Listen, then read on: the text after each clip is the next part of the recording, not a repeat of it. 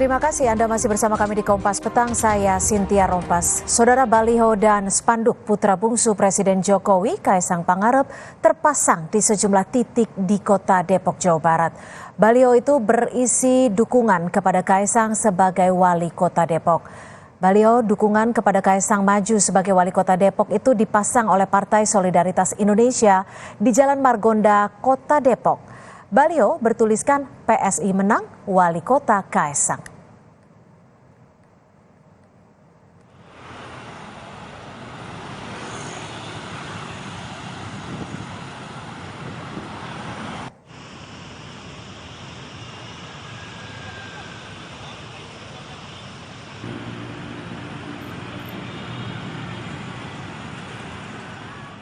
Wakil Ketua DPD PSI Depok mengatakan dukungan kepada Kaisang menjadi wali kota Depok sudah dilakukan sejak akhir Maret 2023. Dukungan kepada Kaisang disebut sebagai aspirasi warga Depok yang menginginkan kota Depok dipimpin generasi muda. Merupakan aspirasi dari masyarakat kota Depok terhadap pembangunan kota Depok yang stagnan. Dengan keterkenalan beliau, elektabilitas beliau yang saat ini mencapai 74% di kota Depok, saya rasa Mas Kaisang bisa menang dengan mudah saat kontestasi calon wali kota di tahun 2024 nanti. Perubahan yang kami inginkan adalah perbaikan secara menyeluruh untuk Pemkot Depok. Wakil Ketua Majelis Suro PKS Hidayat Nur Wahid merespon baliho dukungan kepada Kaisang maju sebagai calon wali kota Depok. Hidayat menyebut PKS tidak akan mencalonkan Kaisang sebagai wali kota Depok karena bukan kader PKS dan bukan orang Depok. Kaisang dinilai lebih realistis maju sebagai kepala daerah di daerah asalnya yakni Jawa Tengah. Sebelumnya, Saudara Wali Kota Depok selama 4 periode berturut-turut dijabat oleh kader PKS.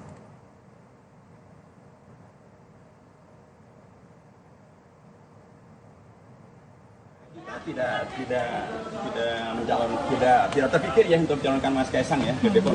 Ya, beliau bukan orang Depok, dia juga bukan orang Depok, bukan orang PKS, yang nggak diatai kota di Depok. Apa aneh juga tiba-tiba ke Depok. Saya kira dia juga bingung-bingung tuh mikir kok ada nyalonin beliau ke Depok.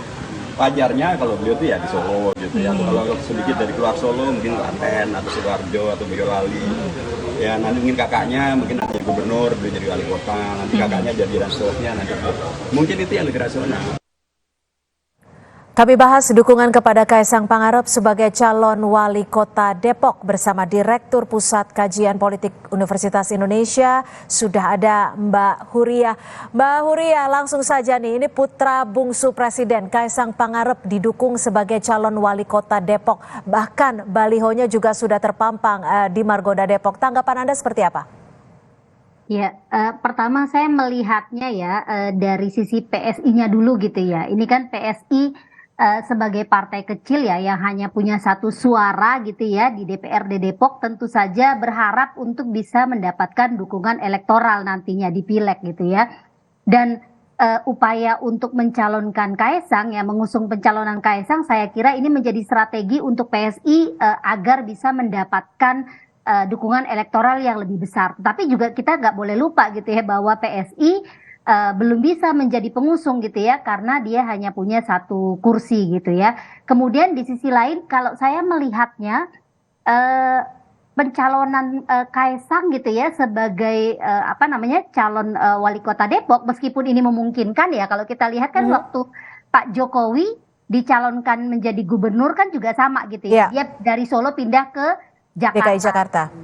Nah, tetapi saya melihat ini sebenarnya sinyal buruk gitu ya untuk demokratisasi kita gitu. Karena ini lagi-lagi melanggengkan sebenarnya praktik politik dinastik gitu ya, yang kita lihat di 2020 kemarin itu mulai menguat gitu ya, dan sekarang kemungkinan akan berulang lagi di 2024. Jadi Anda melihatnya ini adalah sinyal buruk. Lalu menurut Anda sendiri, PSI hanya memiliki satu kursi di DPRD Depok. Mampukah PSI untuk membawa Kaisang maju sebagai wali kota Depok? Kan ada persyaratan ya Mbak. Jadi kemungkinan adalah kalau tidak memenuhi dukungan gitu ya, minimal 6 kursi itu berarti kan PSI harus berkoalisi. Nah pertanyaannya juga kemudian partai-partai besar gitu ya yang ada di Depok ini mau tidak berkoalisi gitu ya dengan PSI untuk mendukung pencalonan Kaisang gitu ya. PDIP saya kira paling punya kans misalnya kalau dari sisi dukungan kursinya gitu ya. Mereka punya 10 kursi yang paling memungkinkan gitu untuk mencalonkan. Tetapi kan kita juga belum tahu gitu ya apakah PDIP memang akan mengusung gitu ya Kaisang dalam rangka sebenarnya juga meruntuhkan dominasi PKS yang selama ini berhasil menguasai eksekutif gitu ya, kepemimpinan eksekutif di Depok. Hal lain yang saya kira juga sekarang ini lagi testing the water gitu ya. Karena kan ada kekecewaan publik yang sangat besar gitu terhadap kepemimpinan di Depok yang nampaknya tidak ada kemajuan gitu. Jadi dianggap Kaisang ini sebagai calon alternatif yang potensial. Oke, Mbak Huria, kalau dilihat juga tadi PKS sudah merespon langsung bahwa dianggap Kaisang tidak realistis, apalagi Kaisang juga bukan orang Depok. Kalau Anda sendiri melihatnya seperti apa? Kalau bicara realistis atau tidak, atau bahkan kalau tadi kan kata Pak Nur Hidayat itu kan rasional gitu ya. Menurut saya begini, mungkin saja itu dilakukan gitu ya, karena balik lagi tadi di 2014 kan itu dilakukan ya, Pak Jokowi gitu ya dari Solo dibawa ke Jakarta dan itu bisa saja gitu. Kalau urusan administratif misalnya domisili KTP itu bisa diatur gitu. Tetapi saya juga melihat pernyataan PKS ya, ini juga sebenarnya merefleksikan kekhawatiran mereka juga gitu, karena bukan tidak mungkin misalnya Kaisang karena popularitasnya yang tinggi gitu ya, ini bisa menjadi saingan beratnya PKS yang selama ini sudah berhasil gitu 4 ya. 4 periode. 4 periode, betul.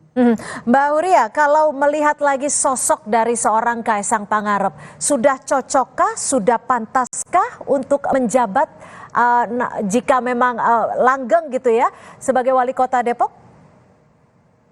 Kalau bicara pantas atau tidak pantas, saya kira ini relatif ya. Tetapi saya ingin melihat latar belakang sebenarnya ya dari Mas Kaisang. Kan kita juga tahu bahwa Mas Kaisang ini bukan partai politik ya, bukan aktivis partai dan selama ini juga tidak punya rekam jejak gitu ya sebagai politisi.